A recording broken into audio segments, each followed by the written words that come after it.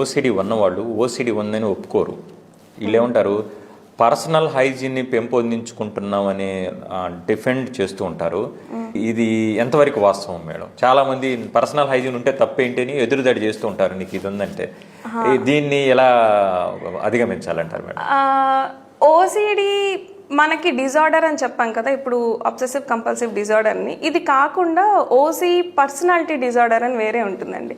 వాళ్ళు చిన్నప్పటి నుంచి ఇప్పుడు ఆర్మీ పర్సన్స్ని కానీ లేకపోతే స్ట్రిక్ట్గా ఉండే వాళ్ళని చూస్తే వాళ్ళు దానికి ట్రైన్ అయి ఉంటారు. వాళ్ళు కంటిన్యూస్గా క్లీనినెస్కి కానీ లేదంటే ఆ టైంకే లేవాలి, టైంకి పంక్చువాలిటీ మెయింటైన్ చేయడం, ఇవన్నీ పర్సనాలిటీస్. వాళ్ళు ఆ పర్సనాలిటీ చిన్నప్పటి నుంచి అలానే వస్తూ ఉంటుంది. వాళ్ళకి ఆ థాట్స్ రావడం వల్ల వాళ్ళకి డిస్ట్రెస్ ఉండదు.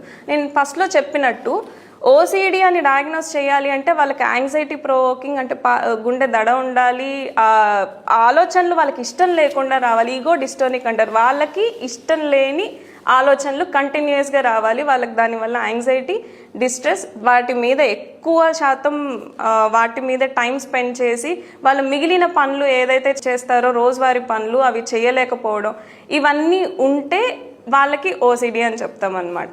లేదు అంటే అది నార్మల్ రొటీన్లో వాళ్ళ ఎన్విరాన్మెంట్ ప్రకారం వాళ్ళు పెరిగిన దాని ప్రకారం వాళ్ళ పర్సనాలిటీలో ఈగో అంటే వాళ్ళకి ఆ ఆలోచన రావడం వల్ల వాళ్ళకి అది చేయడం వల్ల డిస్ట్రెస్ లేదు, వాళ్ళ రోజువారీ పనిలో ఎలాంటి ప్రాబ్లమ్స్ అవ్వట్లేదు అనుకుంటే దాన్ని మనం ఓసిడిగా పరిగణించాల్సిన అవసరం లేదు.